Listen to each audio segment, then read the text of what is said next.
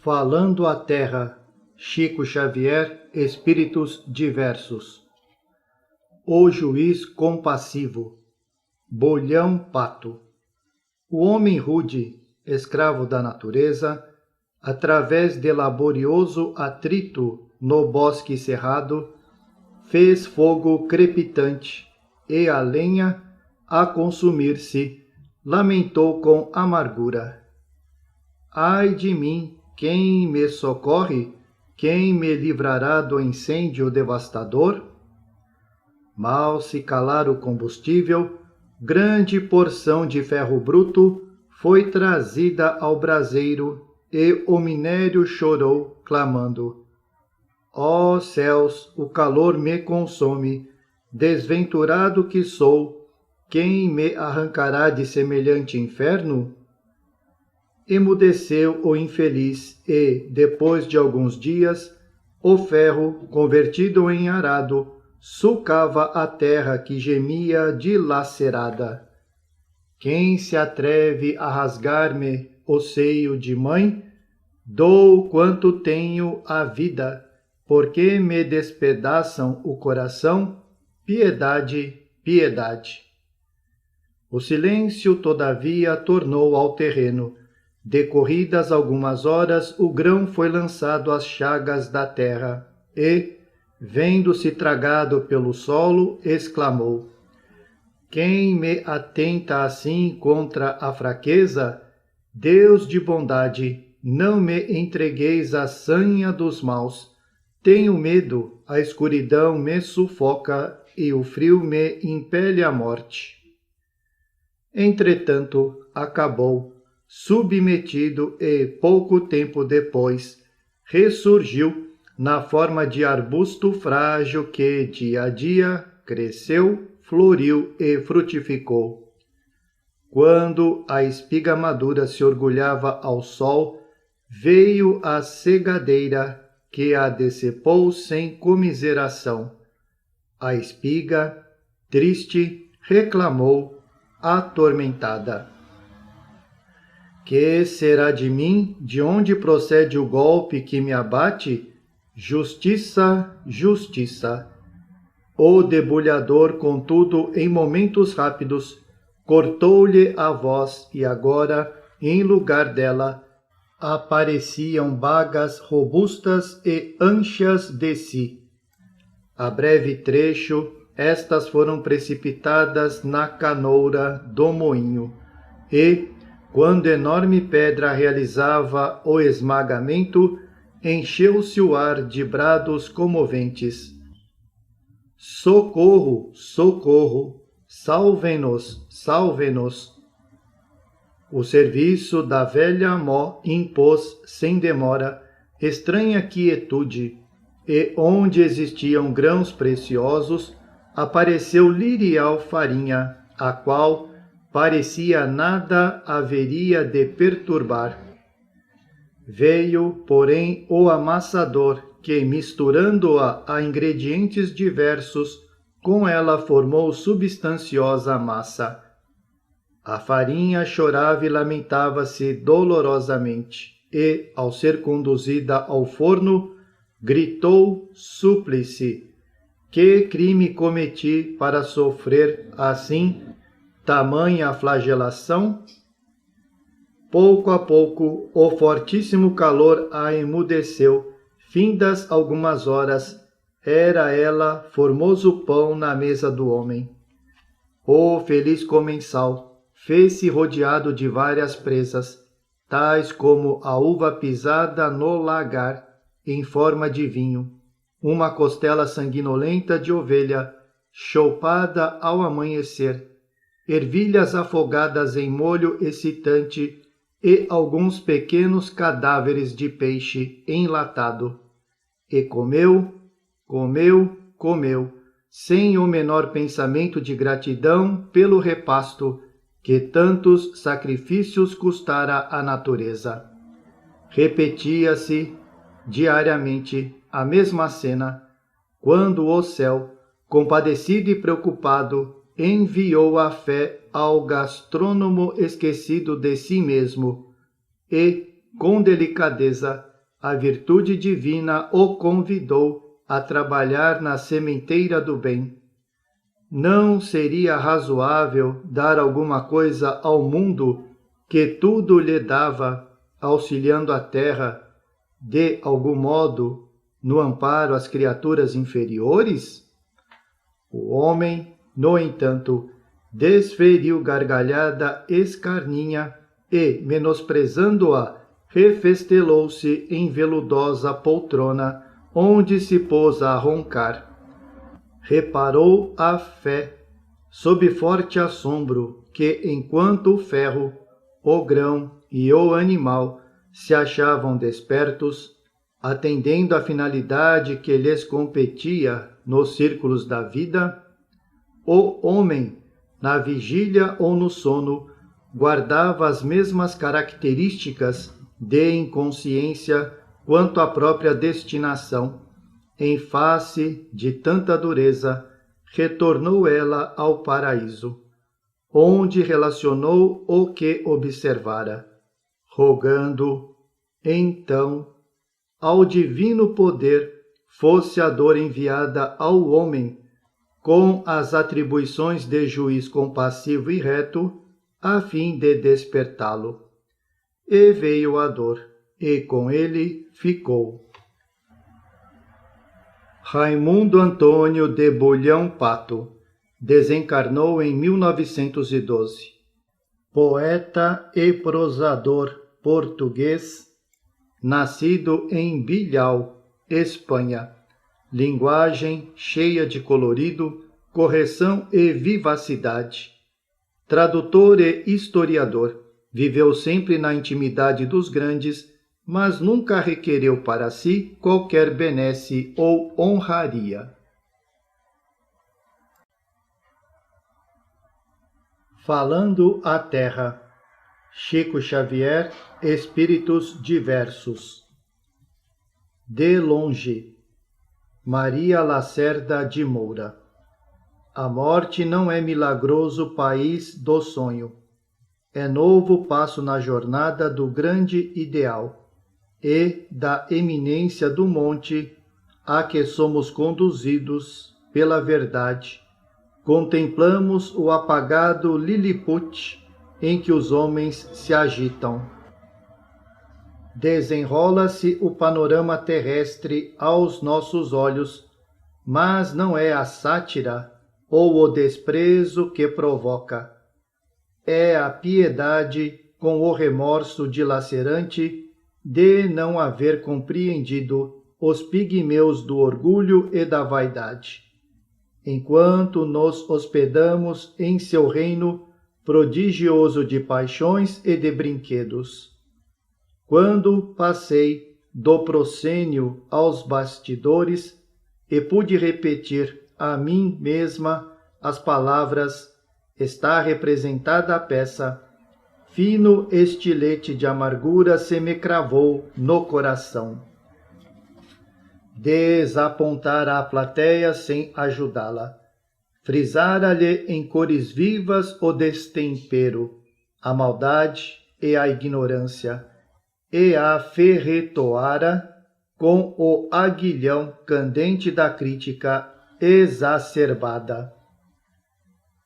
Ante a grotesca figura dos heróis de mentira, dei asas livres à revolta e perdi a oportunidade de serviço construtivo, zurzindo os pavões e as gralhas, os abutres e os chacais, que comigo representavam fantasiados em autêntica pele humana. Ah, se eu fosse um palhaço ou um bufão, pensei. O riso, porém, dificilmente me aflorava a face. Confrangeu-me desde muito cedo a tragédia da alma no purgatório humano. Pôs-me a indagar de mim mesma a causa de tanta desgraça. E ante essa realidade terrena, o pessimismo ressecou-me a fonte da alegria. Detestava a superfície enganadora e escafandrista da verdade.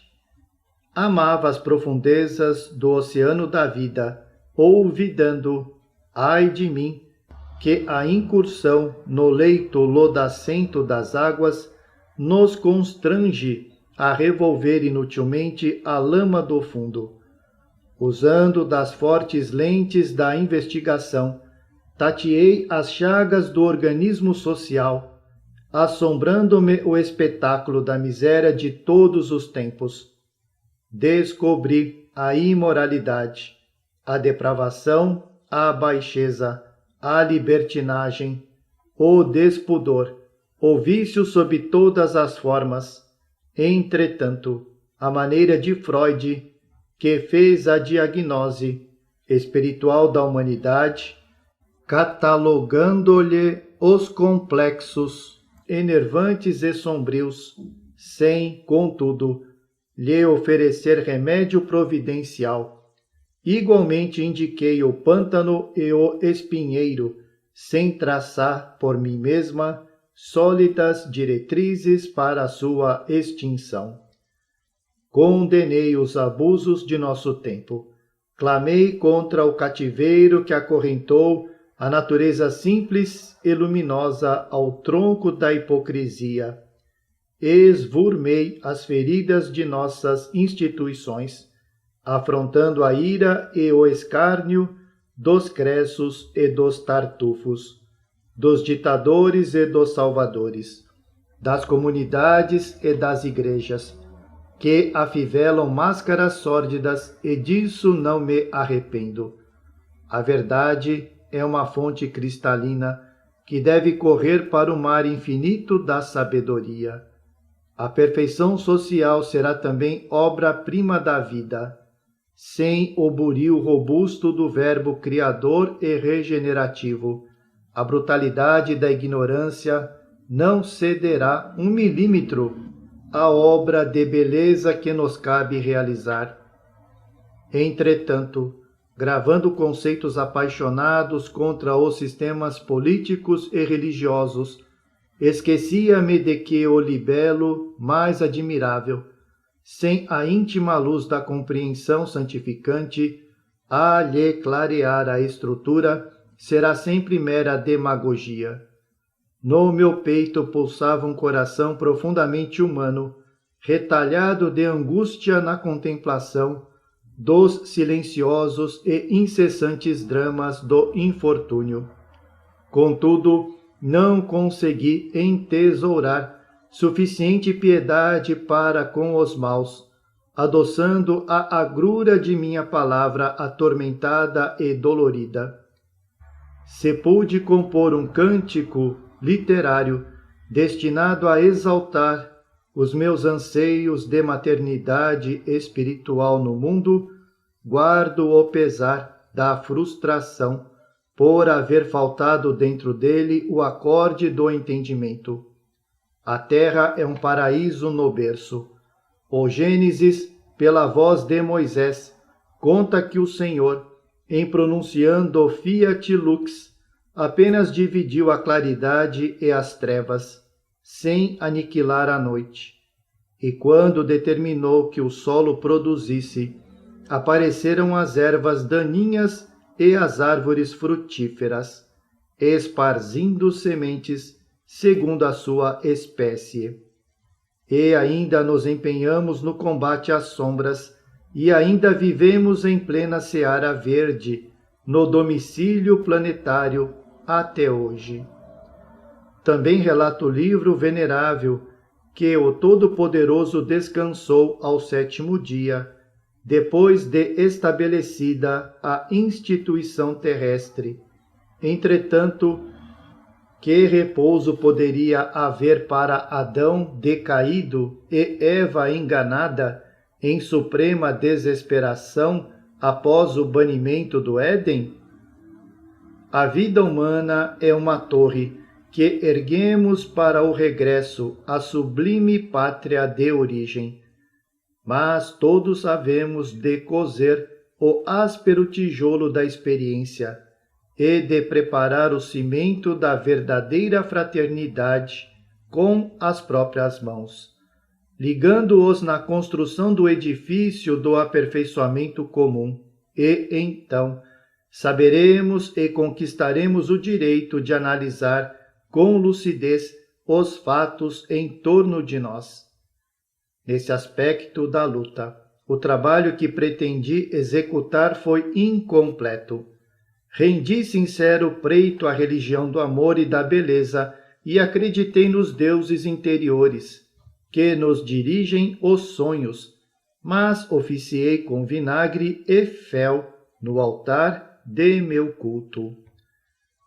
Amor é perdão infinito, esquecimento de todo o mal, lâmpada de silencioso serviço a todos, sem distinção, alimentada pelo óleo invisível da renúncia edificante. Beleza e bondade fecunda, compreensão permanente, inalterável serenidade da alma para ajudar, sem restrições, a todos os romeiros da regeneração e da dor. E os deuses interiores somente erguem tronos de luz em nossa inteligência, quando lhes situamos o Olimpo nos ideais mais altos do plano excelso.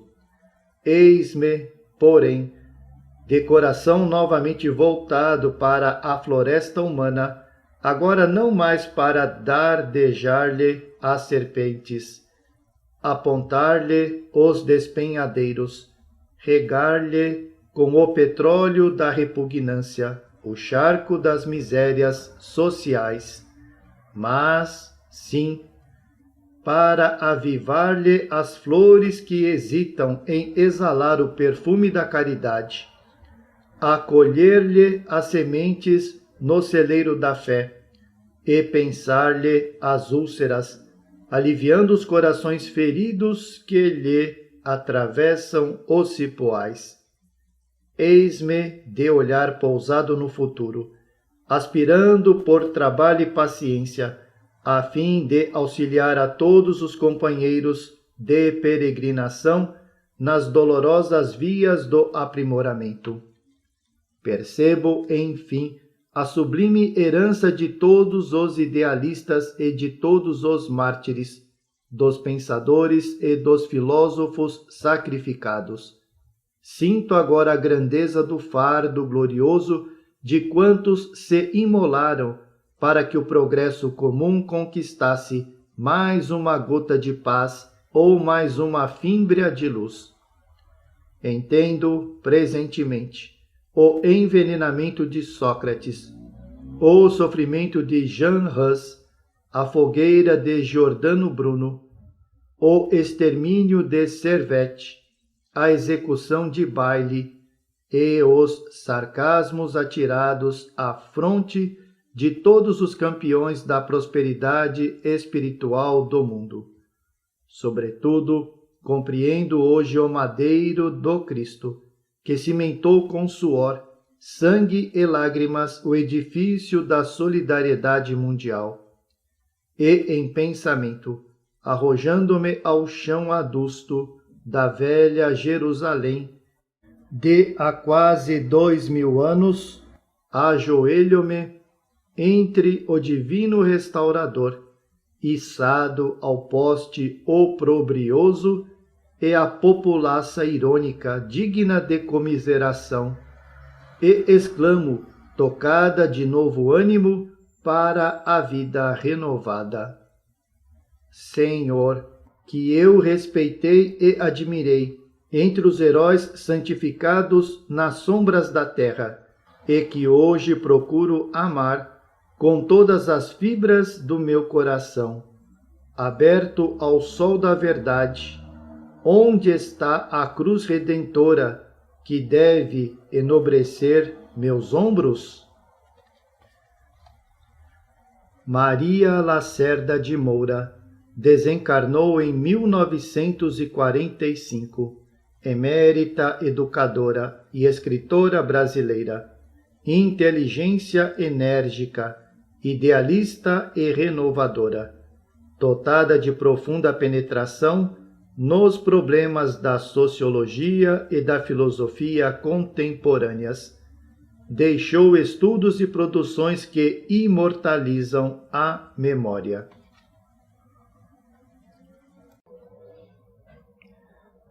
Falando à Terra, Chico Xavier, Espíritos Diversos. Tudo claro. Antônio Americano do Brasil. Depois da morte, não é o espetáculo grandiloquente dos mundos que te assombrará o espírito redivivo. Por mais que se deslumbre a criança num palácio de maravilhas, não se verá exonerada da imposição do crescimento. Tudo é sequência nos trilhos do universo. Não terás a maior revelação na luz de Sírio ou na paisagem de Júpiter.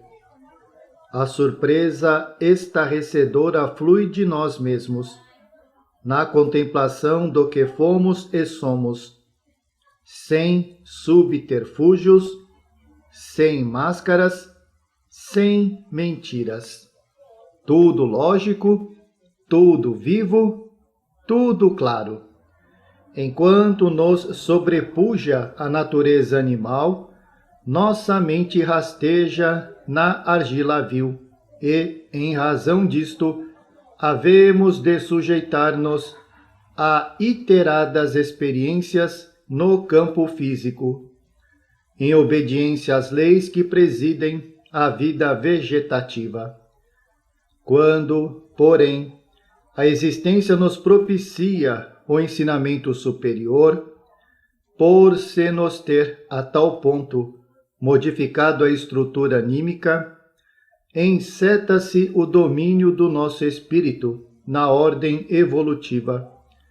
Começa a vibrar nosso pensamento em onda de frequência já mensurável, e nossa mente, cada vez com maiores responsabilidades, projeta-se em linhas de força de nitidez crescente.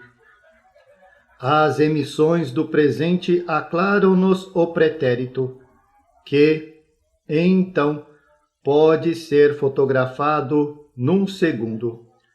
Através do hoje ressurge o ontem. A existência no corpo de carne é a chapa negativa. A morte é o banho revelador da verdade, porque a vida espiritual é a demonstração positiva da alma eterna. Se inutilmente recebemos a lição renovadora do amor, com possibilidades inúmeras para a execução dos desígnios do Senhor entre as criaturas, retendo em vão os dons celestes do conhecimento, então, ai de nós, porque a justiça nos pedirá contas, porque a fé nos arguirá, e porque a realidade nos falará duramente. Não ouvides que em nós mesmos reside a luz imperecedora que, em nosso caminho, fará tudo claro, quando a nossa consciência, já esclarecida e responsável, se vê desnuda pelo sopro da desencarnação. Antônio Americano do Brasil desencarnou em 1932. Médico, historiador, literato, deputado federal de grande cultura, militou particularmente em Goiás, seu estado natal, onde seu nome permanece aureolado de respeito e admiração.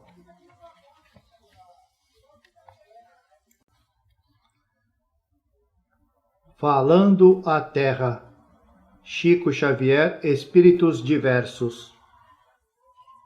Mentalismo, Miguel Couto. O progresso do mentalismo abrirá, indubitavelmente, novos rumos à medicina para engrandecimento do futuro humano.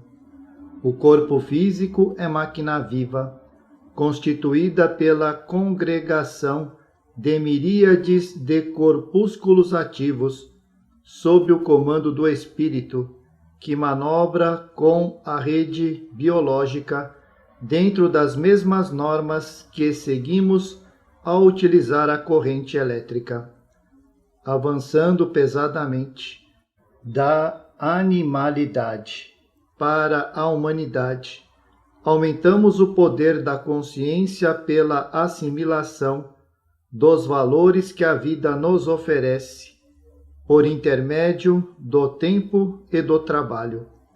E com esse poder, armazenado na economia do próprio ser, manejamos o equipamento celular, com antecipado conhecimento de suas ações e reações, qualidades superiores ou idiosincrasias genéticas, para que nos ajustemos ao laborioso esforço da encarnação, dela retirando os proventos necessários.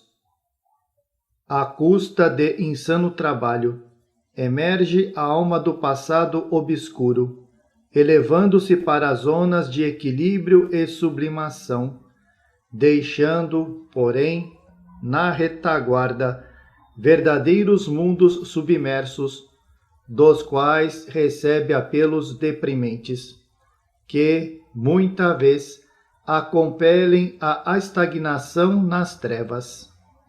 Tudo é vibração, movimento, magnetismo e eletricidade, nos domínios quase desconhecidos da matéria e do espírito, cujo ponto de interação estamos singularmente distantes de alcançar.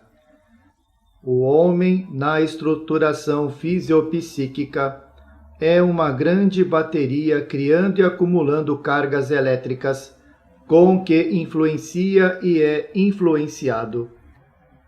Todo sentimento é energia estática. Todo pensamento é criação dinâmica.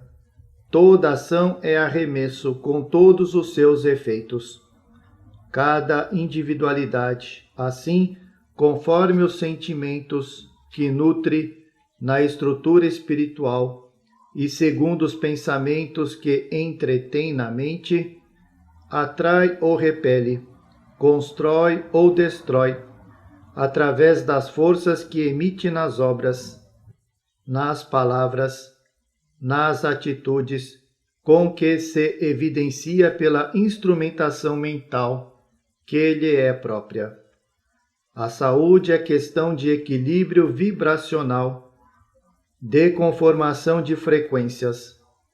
Naturalmente, enquanto na Terra, esse problema implica uma equação de vários parâmetros, quais sejam a respiração e a atividade, o banho e o alimento.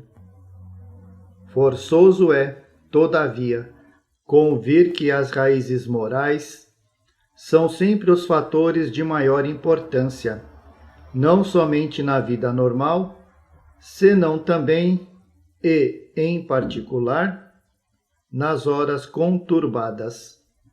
Cada alma vive carregada dos princípios eletromagnéticos gerados por ela mesma, projetando ondas que, na essência, são os fluidos positivos ou negativos, com os quais jogamos no campo de atividades a que fomos chamados ou conduzidos. Nossa mente vive cercada de forças complexas que procedem das constelações próximas e remotas, do Sol, da Lua, da própria Terra, dos nossos semelhantes e dos seres superiores e inferiores, que partilham conosco a habitação coletiva. Achamo-nos no planeta, como que presos a poderoso ímã, desenvolvemos nossas virtudes potenciais, apuramos tendências e recolhemos as vantagens da educação espiritual. Emitimos as irradiações que nos são peculiares e graças às quais somos aproveitados pelas potências sublimes no serviço da humanidade, entesouramos nossa riqueza futura, ou por ela nos castigamos a nós mesmos. São os choques de retorno, em cuja manifestação somos sempre vítimas das cargas asfixiantes que arremessamos no espaço e no tempo, ferindo pessoas e coisas na tentativa de quebra da harmonia divina. Nossos sentimentos e pensamentos criam linhas de força e destarte, conforme a nossa polaridade, ou se nos facilita a ascensão, que é luz, ou sofremos retardamento em níveis mais baixos, quais os apresenta o mundo terrestre, voluntário cárcere de sombra. Tudo é santo nos círculos da natureza, mas a inteligência que se elevou na escala do aperfeiçoamento moral não processará o magnetismo dos seres em movimentação primária sem dano grave a si mesma. A vida pede a nossa renovação permanente para chegarmos ao sólio divino, que lhe é meta fulgurante. Para isso, é imprescindível aprender, transformar, agir e santificar incessantemente, assimilando as ondas de vitalidade que nos cercam em nosso crescimento espiritual. Confiarmos-nos a paixões bastardas será estabelecer linhas de forças repulsivas que nos constrangem a demora na paisagem das sombras. Acendermos a confiança e o entusiasmo na vitória do bem é formar linhas de forças atrativas, com as quais estruturamos para nossa individualidade eterna um mundo vasto de felicidade, alegria e paz incessantes. O homem é o distribuidor de cargas eletromagnéticas geradas por ele mesmo em toda parte. O equilíbrio, portanto, é questão de toda hora. Examinado em seus aspectos reais, o corpo físico é uma grande república federativa, onde as células, diferenciadas pela especialização, agem sob o comando da mente. Esses indivíduos microscópicos requisitam, porém, incentivo, nutrição e amparo, a fim de viverem convenientemente. E possuem também o seu campo vibratório circunscrito, dependendo de estímulos dessa natureza para se enquadrarem na harmonia necessária. A missão de curar, deste modo, é muito mais a ciência de equilibrar os movimentos oscilatórios que a de socorrer o veículo somático. E somos obrigados a considerar que, ainda quando praticamos a clínica ou a cirurgia, é imprescindível ponderar a modificação do tônus vibratório de imensas colônias de protozoários, através de cargas elétricas, de produtos químicos ou de golpes renovadores do bisturi, se desejamos alcançar a almejada restauração. Cada alma vive e respira na atmosfera mental que estabelece para si mesma em qualquer distrito do universo. Purifiquemos o pensamento, encaminhando-o às zonas superiores do nosso idealismo, buscando, simultaneamente, materializá-lo no terreno chão da luta diária, criando novos motivos de felicidade, de confiança, de luz e de alegria, na esfera de nossas horas vulgares. E a harmonia será a resposta divina aos nossos empreendimentos. Embaixo, a inteligência encarnada sofre a influência de pesado clima vibratório em vastíssimo parque de contrastes e de experiências. Na condição do aluno que se deve impor estudo e exercício para alcançar o conhecimento. Em cima resplandece a lei cósmica, retribuindo a cada criatura, no tempo e no espaço, conforme as próprias obras. A ciência mental, com bases nos princípios que presidem a prosperidade do espírito, será, no grande futuro, o alicerce da saúde humana, saudando assim o porvir da humanidade.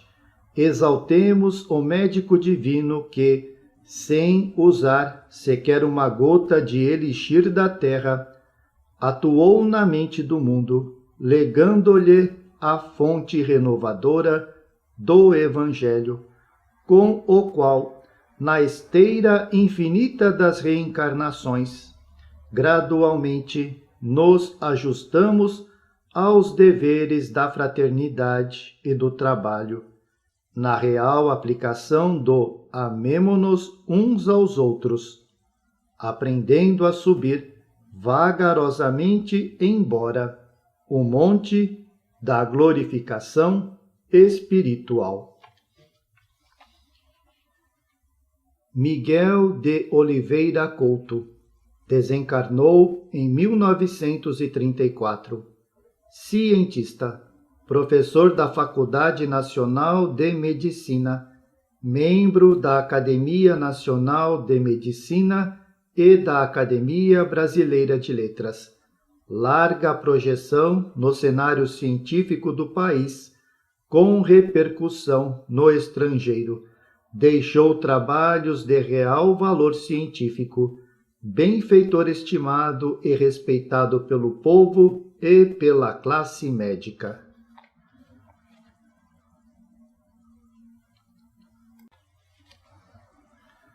Falando à Terra, Chico Xavier, Espíritos Diversos. Lembre-te, Teresa d'Ávila. O mundo é cerâmica sublime em pleno cosmos. A carne é o barro, o espírito é o oleiro. Cada homem plasma seu destino de acordo com a própria vontade. Há quem fabrique ânforas para o vinho do Senhor, e há os que modelam crateras para a cicuta do Espírito. Companheiro da terra, faze da existência um vaso sagrado, em que a divina bondade se manifeste.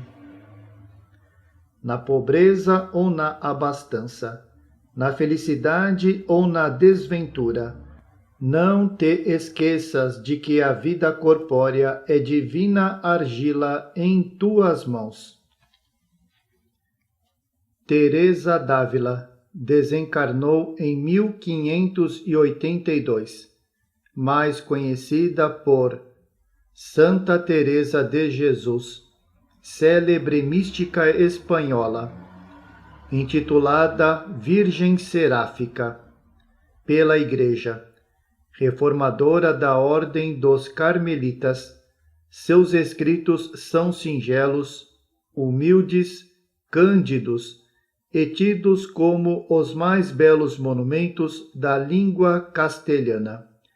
Êxtases, visões, levitações, transportes foram alguns dos fenômenos mediúnicos nela observados.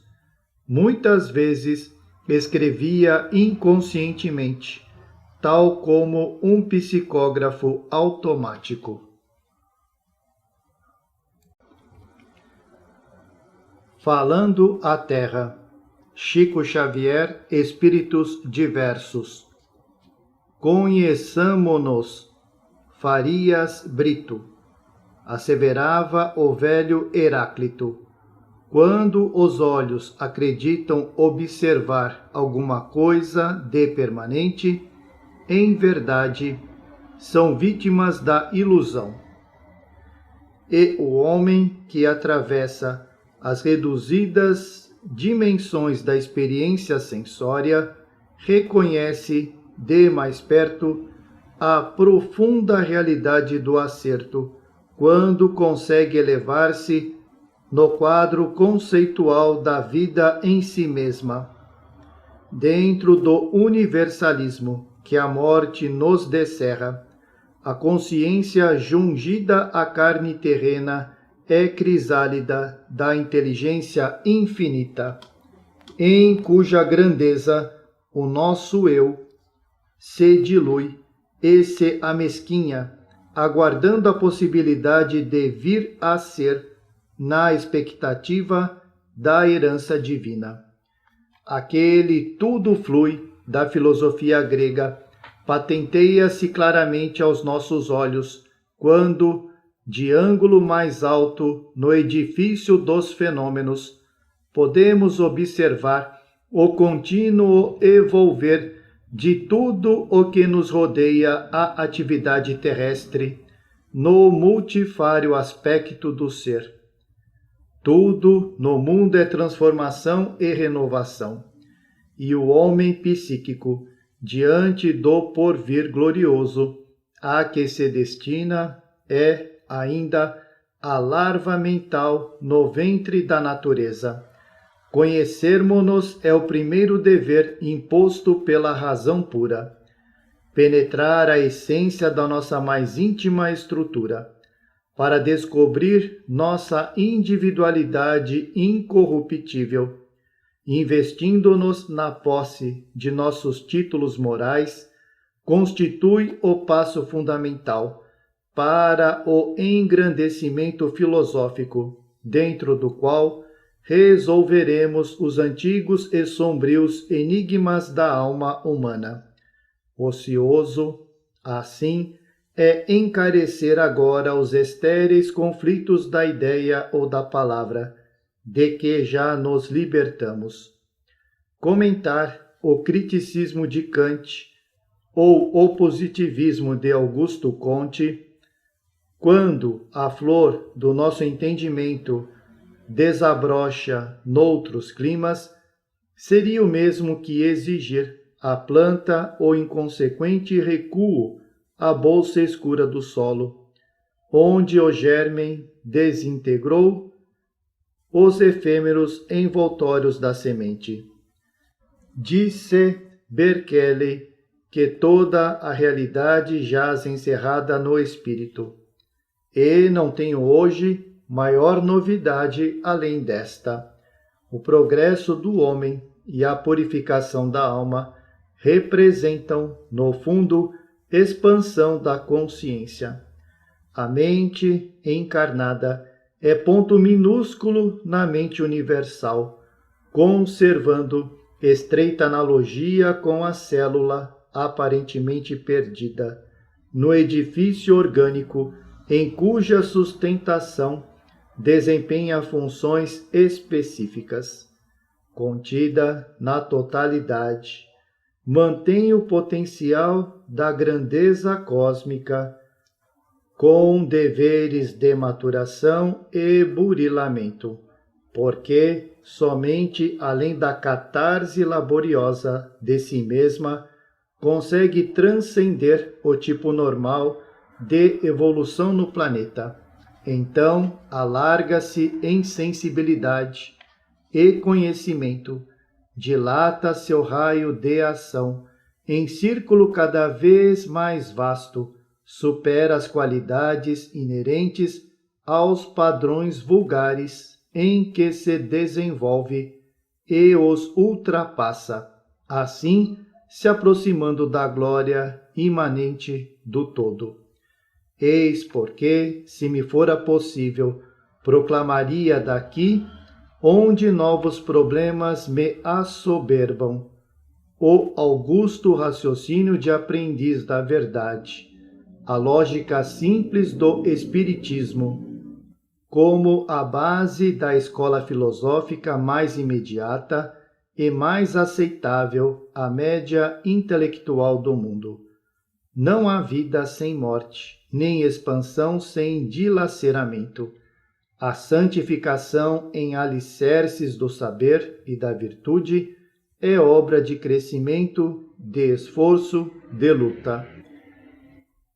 O outro mundo é esfera de matéria quinta essenciada, em que nossas qualidades se destacam.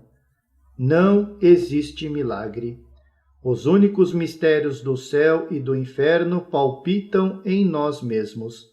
A vida é onda contínua e inextinguível a manifestar-se em diversos planos. E a individualidade é um número consciencial que, ou se ilumina, afinado com os valores de sublimação, ou se obscurece em contato com os fatores de embrutecimento a que se prenda em vibrações de baixa frequência. Cada alma sente e atua pelo grupo de seres em ascensão ou em estagnação a que se incorpore na economia do universo. O mundo, com os seus múltiplos departamentos educativos, é escola onde o exercício, a repetição, a dor e o contraste são mestres que falam, claro, a todos aqueles que não temam as surpresas, aflições, feridas e martírios da ascese. E dentro dele, na atualidade das pesquisas filosóficas, em que procuramos eleger a psicologia para sentar-se no trono da ciência e legislar sobre os seus princípios e indagações. O Espiritismo, banhado pelas claridades do Evangelho, é o melhor caminho de elevação e a fórmula mais simples de auxiliarmos o pensamento popular e o sentimento comum no serviço regenerativo em função de aperfeiçoamento. É por isto que, voltando a escrever algumas palavras para os companheiros de jornada do nosso século, engrandecido por singulares realizações da inteligência e atormentado por amargas desilusões, não me apraz o comentário clássico dos doutrinadores, mergulhados na corrente profunda das observações e das deduções, para só repetir, de mim para comigo, as corriqueiras e sublimes palavras do velho oráculo sempre novo. Homem, conhece-te a ti mesmo. Raimundo de Farias Brito desencarnou em 1917. Advogado, político e professor.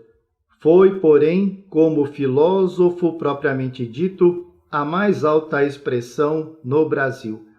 Neste sentido, sua obra é pujante e revela elevado engenho filosófico, a par de um senso crítico insuperável, espiritualista, tolerante, benevolente e simples.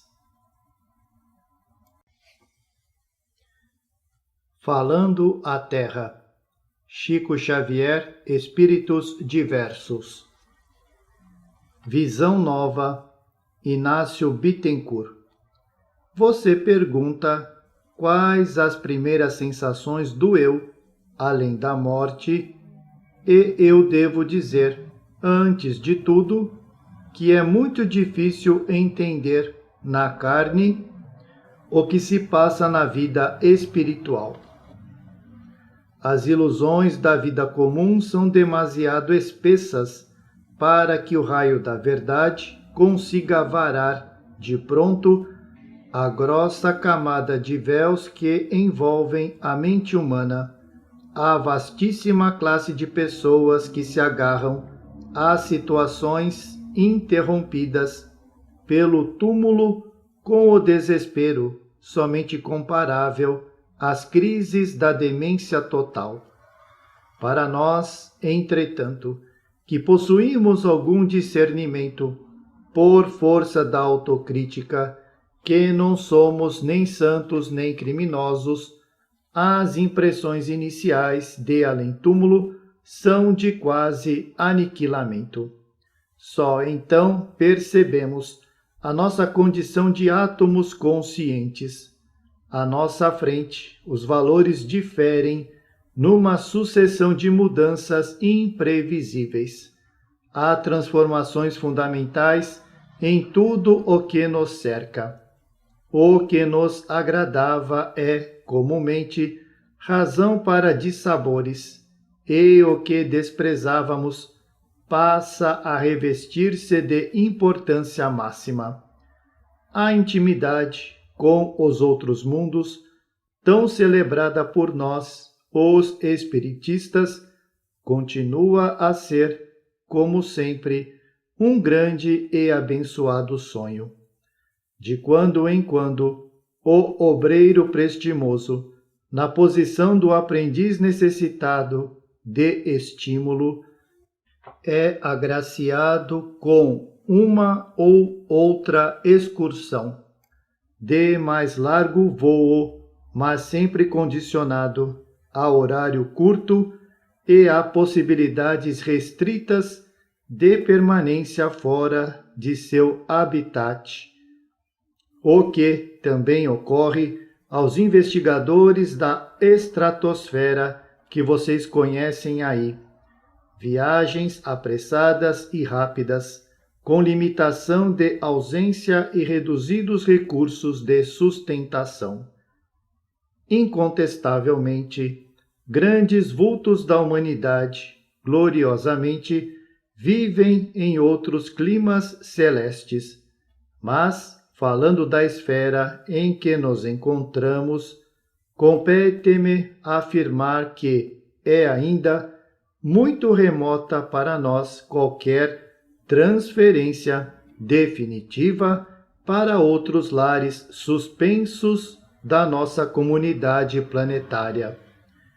Mercúrio, Vênus, Marte, Júpiter, Saturno, Urano e Netuno, importantes companheiros da Terra, no sistema presidido pelo nosso Sol, acham-se a milhões e milhões de quilômetros. A própria Lua, considerada dependência terrestre, rola a centenas de milhares de quilômetros. E as constelações mais próximas? Você já imaginou o que seja o espaço? Esse domínio imenso, povoado de forças espirituais que ainda não conseguimos compreender. Em seus simples rudimentos, já calculou o que seja esse plano infinito, onde a luz viaja com a velocidade de 300 mil quilômetros por segundo? Francamente, hoje creio que um homem dentro do nosso reino solar é, comparativamente, muito menor que uma formiga no corpo ciclópico da montanha onde se oculta. Sentindo-nos assim, quase na condição de ameba pensante, somos, depois do transe carnal, naturalmente constrangidos a singulares metamorfoses do senso íntimo. Sempre nos supomos figuras centrais no mundo e acreditamos ingenuamente que o nosso desaparecimento perturbará o curso dos seres e das coisas. Contudo, no dia imediato ao de nossa partida, quando é possível observar, reparamos que os corações mais afins com o nosso providenciam medidas rápidas para a solução de quaisquer problemas nascidos de nossa ausência.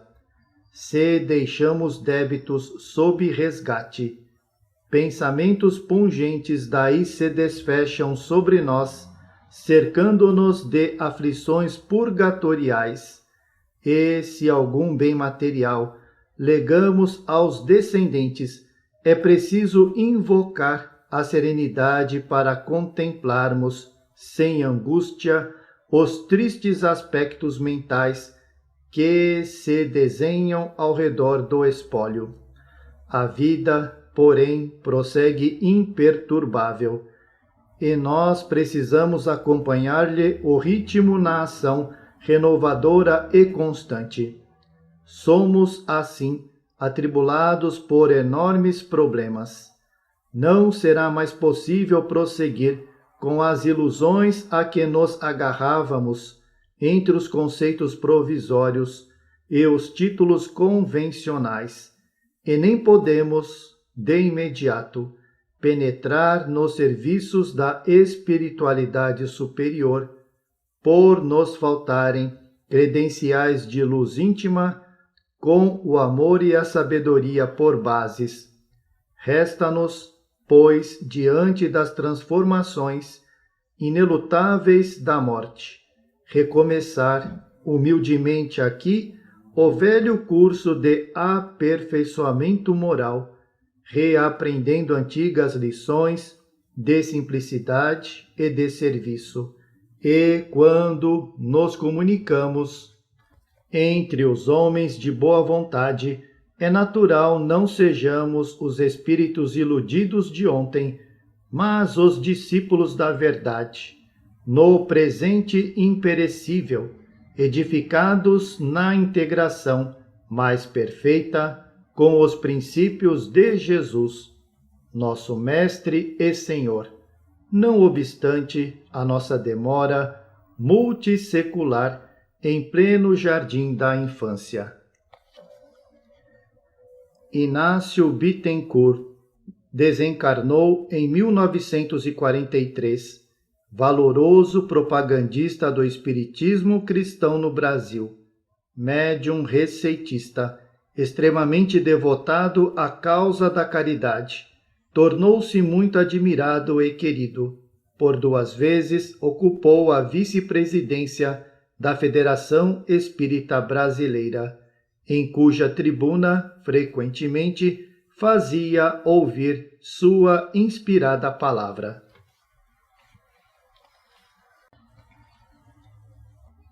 Falando à Terra. Chico Xavier, Espíritos Diversos. Esperança. Viana de Carvalho. Se a noite o surpreendeu, de coração ferido ou de cérebro azorragado, por amargos arrependimentos, não se renda à dor que lhe parece irremediável.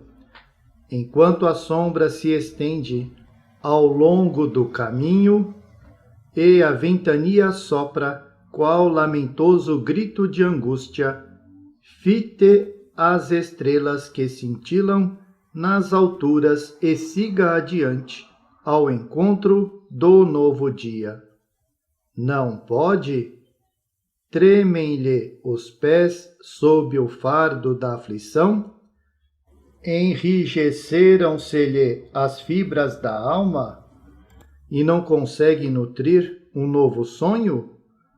Erga uma prece à esperança, o gênio da luz que nos permite antever o porvir imenso. Recolha-se a oração e ela virá, doce e infatigável enfermeira, balsamizar-lhe as chagas interiores e sustentar-lhe as energias semimortas. Atenda-lhe o apelo carinhoso e prossiga sem desfalecimento. Não o embote o entorpecente elixir da inércia ou o fel corrosivo do sofrimento. Aceite as sugestões do gênio amigo e reflita. Sentirá no próprio coração dores maiores que a sua. Os pavores dos grandes infelizes as úlceras cancerosas de milhões que, até agora, você não conseguirá ver. Então, inefável consolo baixará do céu sobre a sua dor, aquietando-lhe a ânsia. Inexprimíveis sentimentos desabrocharão em seu espírito, e seus braços se abrirão para acolher as ignoradas mágoas dos seres mais humildes da terra. Nem todos sabem avaliar essa virtude celeste. Muitos a transformam em vinagre de impaciência ou em tortura mortal, convertendo-lhe a bênção em estilete da enfermidade. Felizes, porém, daqueles que lhe guardam a sublime claridade no imo do espírito, porque verão a sabedoria do tempo, adquirindo com a vida a ciência da paz.